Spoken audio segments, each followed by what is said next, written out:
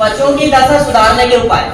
अब देखो, अभी हमने समस्या देखी कि क्या क्या समस्या आती है, तो इन समस्याओं को हम दूर कर सकते हैं। इन समस्या को दूर कर सकते हैं। कैसे कर सकते हैं? यहाँ कुछ पॉइंट दिए हुए हैं, देखो पीछे शोर नहीं। पशुपालन के लिए उन्नत नस्लों की गाय तथा भैंसों का चयन करना चाहिए तथा अपनी गायों को उन्नतशील विदेशी सांडों से क्या करवाना चाहिए? गर्भित करवाना चाहिए। मतलब प्रजनन के लिए विदेशी नस्ल के सांडों का उपयोग करना चाहिए। ऐसे में क्या होगा? गाय की नस्लों में सुधार होगा। क्या होगा? गाय की नस्लों में सुधार होगा। जब गाय की नस्लों में सुधार होगा तो दूध का उत्पादन बढ़ेगा। तब क्या होगा? दूध का उत्पादन बढ़ेगा।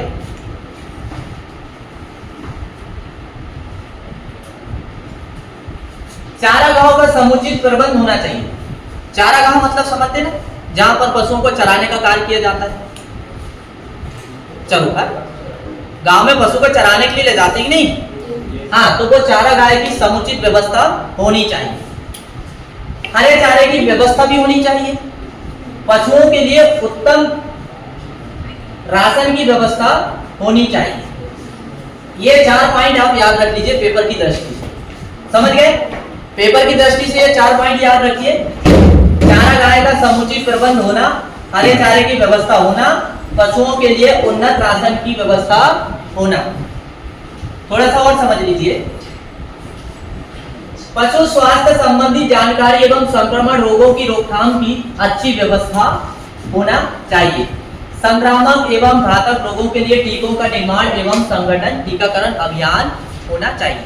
मतलब पशुओं को रोगों से बचाने के लिए समय समय पर टीका लगवाते रहना चाहिए। रहना चाहिए कि नहीं? टीका लगवाते रहना चाहिए कि नहीं? तो जो पशुओं में जो समस्या आती है उसको सुधारने के उपाय हम देख रहे हैं। क्या देख रहे हैं? पशुओं में आने वाली समस्या को सुधारने के उपाय। फिर क्या देख रहे हैं हम? नस्ल सुधार प्रयास के दौरान अपने देश की तथा स्थानीय दुधारू नस्लों का चयन करना चाहिए तथा उनका उचित विकास करना चाहिए। इससे इस जलवायु में वे अच्छे तरीके से रह सके। नीचे का देखो सरल पॉइंट है, पेपर में लिखने योग्य पॉइंट है। देखो, अच्छी एवं दुधारू नस्लों का आयात किया जाना चाहिए। अच्छी एवं दुधारू नस्लों का आयात किया जाना चाहिए, मतलब विदेशों से पालने के लिए बुलवाना चाहिए। अब अच्छी नस्ल की गाय विदेश से खरीद के बुलवाओगे तो दूध भी अच्छा देगी। जब दूध अच्छा देगी तो आपका इंटरेस्ट बढ़ेगा, क्योंकि दूध ज्यादा मिलेगा, पैसा भी ज्यादा आएगा, है कि नहीं? तो हम इस तरह समस्या का समाधान कर सकते हैं कि नहीं? कर सकते हैं कि नहीं? Yes sir. हाँ, दुधारू पशुओं के लिए अलग से अनुसंधान केंद्र की स्थापना की जाए। पशुपालकों को समय समय पर उचित प्रशिक्षण की व्यवस्था होनी चाहिए। यानी पशु जो पाल रहे हैं उनके लिए कुछ ऐसा केंद्र बना दिया जाए हर जिले में या फिर ब्लॉक में या पोस्ट में बना दिया जाए, ताकि उन्हें वहां जाकर प्रशिक्षण मिल जाए कि कैसे पशुओं को पालना चाहिए, यदि कोई बीमारी लग रही है तो कैसे बचाव करना चाहिए। इससे पशु पालने में समस्या दूर होगी कि नहीं? अरे जो हीन दशा है पशुओं की, तो वो सुधरेगी कि सुधरेगी? जब आपको जानकारी रहेगी पशु पालने की, तो निश्चित है यदि कोई बीमारी आती है, कोई समस्या आती है तो आप खुद ही सॉल्व कर लोगे कि नहीं कर लोगे? पशु संबंधित नई तकनीकों से पशुपालकों को अवगत कराना चाहिए एवं प्रसार माध्यम से यह काम आसान हो सकता है। अब देखो, गवर्नमेंट ने कुछ पशुपालक में सुधार के लिए कुछ योजना चला रही है। वो योजना के बारे में हम देखते हैं, है ना? अब वो योजना क्या है? Cattle improvement program. Cattle improvement program मतलब कुछ सरकार योजना चल रही है। अब योजना कब से चालू हुई है, कौन सी योजना है, वो सब हमने यहाँ देखो, पशु हमारी अर्थव्यवस्था के अहम अंग है कि नहीं? पशु पालने से अर्थव्यवस्था सुधरती नहीं, ये बात क्लियर है। कल हमने अर्थव्यवस्था के बारे में बहुत सारे प्रश्न देखे थे कि कैसे पशु पालने से अर्थव्यवस्था सुधरती है और राष्ट्रीय आय में वृद्धि होती है और विदेशी मुद्रा मिलती है। ये सारी बातें हमने चर्चा किए थे कि नहीं किए? अरे कल हमने पढ़े ना राष्ट्रीय अर्थव्यवस्था में कैसे पशुओं का योगदान है, ये हमने देखी कि नहीं? आजादी से पूर्व सरकार ने 1928 में राजकीय कृषि आयोग का गठन किया, रॉयल कमीशन ऑन एग्रीकल्चर का गठन हुआ। तो ये इसमें आप आगे चलते हैं, हम आगे देखेंगे योजना कौन कौन सी चल रही है।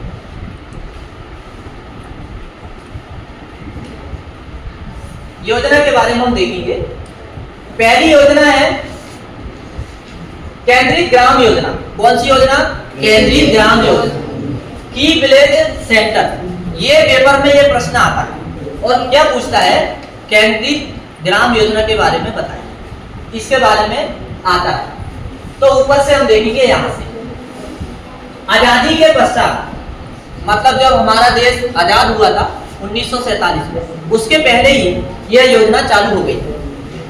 आजादी के प्रथम पंचवर्षीय योजना फर्स्ट 5 ईयर प्लान में सन 1948 में एक कार्यक्रम शुरू किया गया था, जिसे क्या कहा जाता है? केंद्रीय ग्राम योजना। क्या कहा जाता है? केंद्रीय ग्राम योजना। इसमें शुरू में 5000 तथा बाद में 10,000 गाय व भैंस को इस योजना में लेकर उन्नत संपत्ति उत्पन्न करने का लक्ष्य बनाया गया था। मतलब 5000 गाय लिए और इसके बाद में 10,000 लिए, और इन गाय में क्या किया गया? रिसर्च किया गया और इनको सुधारने का प्रयास किया गया। अब देखते हैं, बाद में केंद्रीय ग्राम केंद्रों पर कृत्रिम गर्भधान विधि द्वारा प्रजनन की सुविधा प्रदान की जाने लगी और इसके द्वारा गो सदन तथा गौशालाओं के निर्माण को प्रोत्साहन किया गया। तो इस प्रकार से योजना चलाई गई। अब यहां पर क्या दिया है?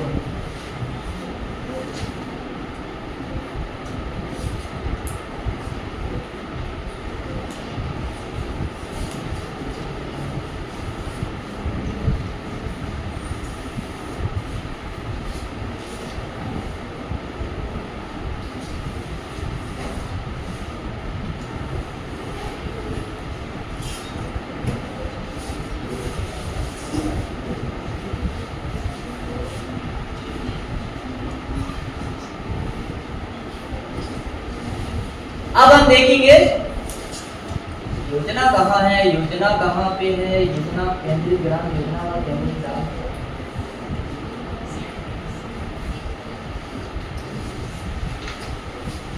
थोड़ा सा ये देखते हैं, ये पेपर का बहुत इंपॉर्टेंट प्रश्न है। और क्या है, क्या पूछता है? देखो पेपर में क्या पूछता है यहाँ से, कृत्रिम गर्भधान और भ्रूण स्थानांतरण तकनीकी का विकास। कृत्रिम गर्भधान क्या है, इसके बारे में आप, कृत्रिम गर्भधान जब पार्ट आएगा तो वो तो हम पढ़ेंगे, लेकिन थोड़ा सा यहाँ समझ लो। भारत में कृत्रिम गर्भधान पर सर्वप्रथम प्रयोग कब किया गया था? 1930 के दशक के अंत में। कृत्रिम गर्भधान समझते ही नहीं समझते? कृत्रिम गर्भधान मैंने बताया था ना, जब गाय हीट में आती है तो आप डॉक्टर को बुलाते हो और डॉक्टर एआई करके जाता है। वो विधि क्या कहलाती है? कृत्रिम गर्भधान कहलाती है। क्या कहलाती है? कृत्रिम गर्भधान कहलाती है। तो ये कृत्रिम गर्भधान कब से प्रारंभ हो गया? 1930 से। कब से प्रारंभ हुआ? 1930 से। फिर इसके बाद में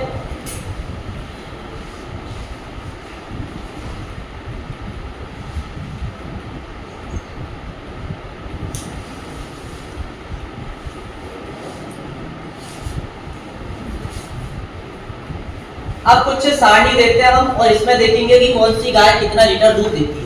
ये जनरल नॉलेज की बात है, ये हमें पता होना चाहिए क्योंकि हम पशुपालन अभी देख रहे हैं। देखो साहिवाल गाय कितना लीटर दूध देती है एक ब्यात में? 1700 लीटर। कितना देती है? 1700 लीटर। एक ब्यात का मतलब क्या होता है समझते हो? एक ब्यात का मतलब ये होता है, जैसे गाय ने बछड़ा दी उस दिन से लेकर जिस दिन वो दूध देना बंद करती है, इसके बीच का समय क्या कहलाता है? एक ब्यात कहलाता है। क्या कहलाता है? एक ब्यात कहलाता है। मेरा बोलने का मतलब समझ में आएगी? जैसे गाय ने आज बछड़ा दी और आज से दूध देना चालू की, आज से हम गिनना चालू करेंगे दिन को, और जिस दिन वो दूध देना बंद करेगी उस दिन तक गिनेंगे, तो जितने भी दिन होगा वो समय क्या कहलाता है? एक ब्यात कहलाता है। क्या कहलाता है? एक ब्यात। तो एक ब्यात में साहिवाल गाय 1700 लीटर दूध देती है, सिंधी गाय 1400 लीटर देती है, हरियाणा गाय 1100 देती है, गिर गाय 1100 देती है, कांकरेज गाय 700 देती है, मुर्रा भैंस 1400 देती है, कांगेयाम 500 देती है, और थार पार का कितना लीटर दूध देती है? 1400 लीटर दूध देती है। ये आप याद रखना कि कौन सी गाय कितना लीटर दूध देती है। अब अनुसंधान संस्थान देखेंगे जो भारत में पशुपालन से संबंधित। क्या देखेंगे? अनुसंधान संस्थान जो भारत में पशुपालन से संबंधित है उनके बारे में हम देखेंगे। तो पहला अनुसंधान संस्थान हम देखेंगे भारतीय पशु चिकित्सा अनुसंधान संस्थान। क्या देखेंगे? भारतीय पशु चिकित्सा अनुसंधान संस्थान। और ये कहां पर है? इज्जत नगर बरेली। ये प्रश्न अभी आएगा पेपर में और पूछेगा कि भारतीय पशु चिकित्सा अनुसंधान संस्थान कहां स्थापित है, बताइए। तो कहां स्थापित है?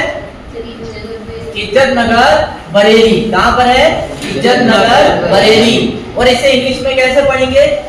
इंडियन वेटरनरी रिसर्च इंस्टीट्यूट इज्जत नगर बरेली पढ़ते जाएगा।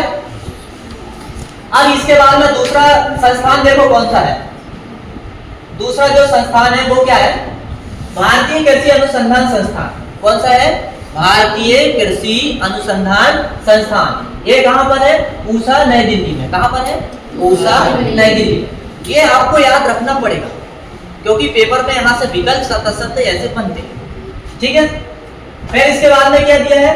राष्ट्रीय डेयरी अनुसंधान संस्थान। क्या दिया है? राष्ट्रीय डेयरी अनुसंधान संस्थान। और ये कहां पर है? करनाल में। कहां पर है? करनाल। इसे कैसे पढ़ेंगे? Indian dairy research institute Karnal. फिर यहां पर क्या दिया है? दक्षिण क्षेत्रीय डेयरी अनुसंधान संस्थान। कहां पर है? बंगलौर में। तो इसको आप मत याद रखिए, बाकी ये तीन को आपको याद रखना पड़ेगा। फिर नीचे का भी याद रखना पड़ेगा। पशुपालन चिकित्सा महाविद्यालय कहां पर है? पशुपालन चिकित्सा महाविद्यालय मथुरा में है। कहां पर है? मथुरा में। केंद्रीय बकरी अनुसंधान संस्थान कहां पर है? मखदूम पर है, मथुरा। मथुरा का पुराना नाम क्या? मथुरा में एक शहर पड़ता है जिसे क्या बोलते हैं? मखदूम बोलते हैं। क्या बोलते हैं? मखदूम। क्या बोलते हैं? मेरी बात समझ में आ रही है? अरे हाँ या ना तो बोला करो। हाँ। केंद्रीय भेड़ एवं ऊन अनुसंधान संस्थान। केंद्रीय भेड़ एवं ऊन अनुसंधान संस्थान कहां पर है? अंबिका नगर। कहां पर है? अंबिका नगर। और ये अंबिका नगर कहां पर है? राजस्थान में। कहां पर है? राजस्थान में। जवाहरलाल नेहरू कृषि विश्वविद्यालय कहां पर है? जबलपुर में। कहां पर है? जबलपुर में। ये मध्य प्रदेश की पहली यूनिवर्सिटी है जो एग्रीकल्चर से संबंधित है। 1964 की यूनिवर्सिटी है। इसकी स्थापना हुई थी 2 अक्टूबर 1964 में। कब हुई थी? 2 अक्टूबर 1964। और दूसरी यूनिवर्सिटी कहां पर है? दूसरी यूनिवर्सिटी है ग्वालियर में। दूसरी यूनिवर्सिटी कहां पर है? ग्वालियर में। अब यहां देखेंगे हम कुछ पशु। ये चार्ट बना हुआ है, कौन से पशु से क्या मिलता है और उनको किस लिए पाला जाता है यहाँ पर दिया है। देखो,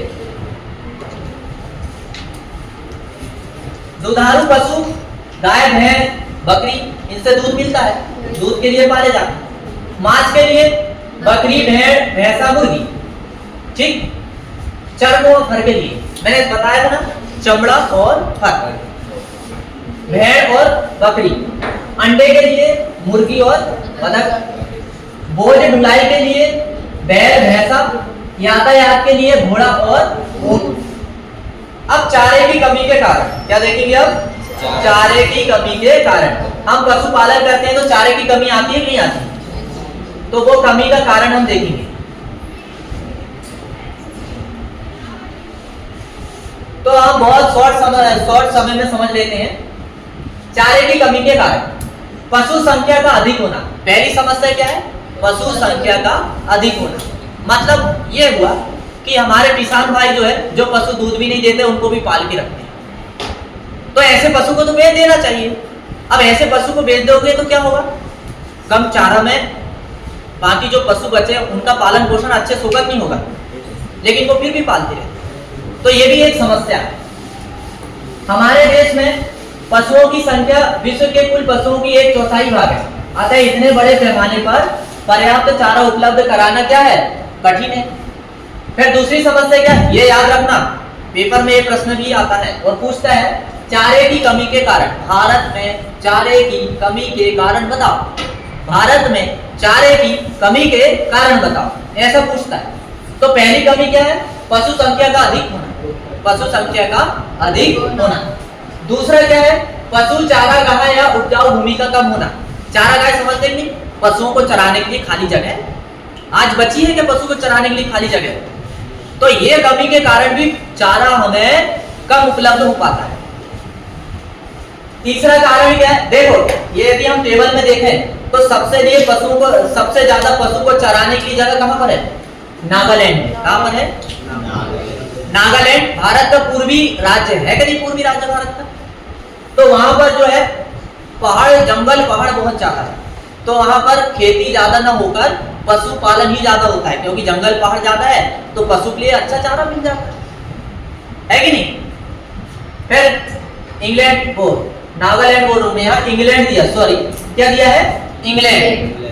तो इंग्लैंड देश में सबसे ज्यादा जो है पशुओं के लिए चारागाह की व्यवस्था है। फिर है न्यूजीलैंड, फिर है अमेरिका और फिर चौथे स्थान पे भारत आता है। कौन से स्थान पे आता है, भारत। पशुपालन का निर्धन एवं रूढ़िवादी होना, ये भी समस्या है। फिर क्या दिया है, कृषकों का अनाज की फसलें उगाने के लिए बाध्य होना।